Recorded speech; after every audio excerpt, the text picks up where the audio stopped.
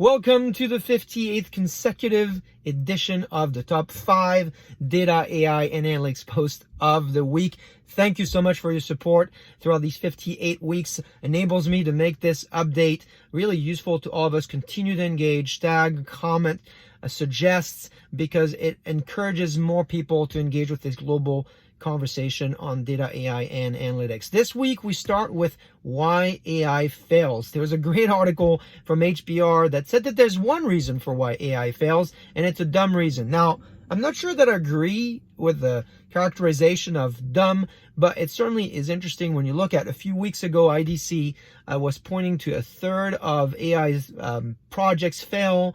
And this week, Gartner, Sanjeev Mohan published as well a piece of research on how to integrate across the stack so you can operationalize artificial intelligence and get into production. That really is the key word, is how do you get into intelligence built in so it becomes just part of everything you do. If you remember when I talked about artificial intelligence a little bit earlier, I talked about this idea that AI doesn't stand for artificial intelligence only, it stands for applied and invisible.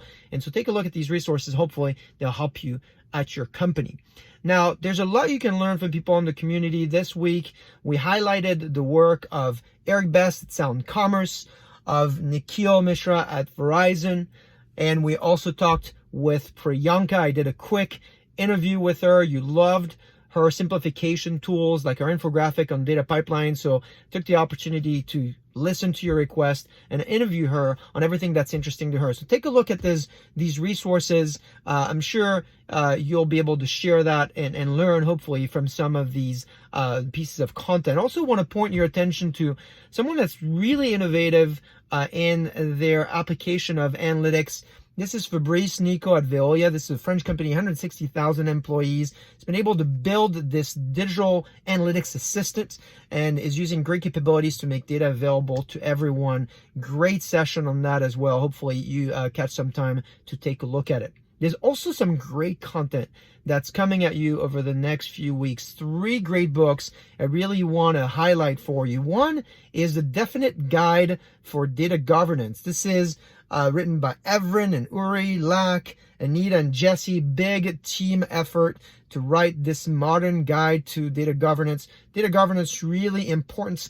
For you read Gartner's latest research, 42% of leaders do not assess, measure, or monitor data analytics governance. So clearly this idea of data cataloging, data discovery, being able to work across data that's scattered across your organization, multiple clouds, multiple silos, it really is a challenge. And if you don't break through that, you're going to have some of the issues that you see today in the market where 90% of employees will say that their work is slowed down by unreliable data sources. There's research showing that 86% of analysts struggle because data is out of date.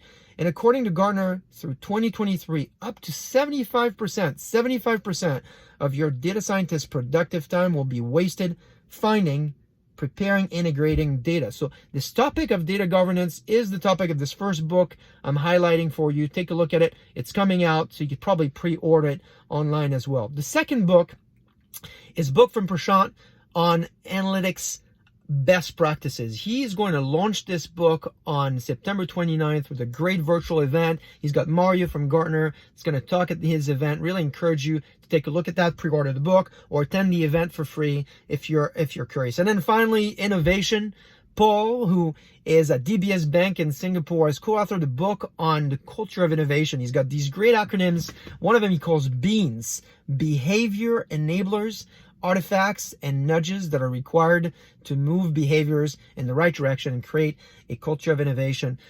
Lots and lots of content, lots and lots of people. Hopefully you can connect with them on LinkedIn as well so you can learn directly from them. So those are books, and these books help us because one of the biggest issues that was called out this week on the community and social networks has been this challenge of driving value from data. According to Accenture, 68% of companies, 68%, almost 70% of companies are unable to realize tangible and measurable value from data. Now, why is that? Well, lack of enterprise strategy for data is one issue that's been called out. Poor data quality, data silos, and slow data supply chain due to legacy technology and outdated data governance practices. See, its topic is coming back.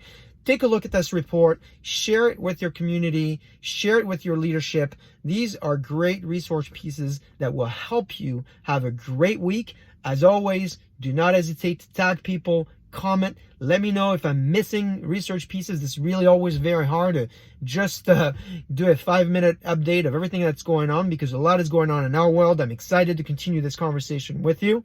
Have a great week, and I will talk to you next week.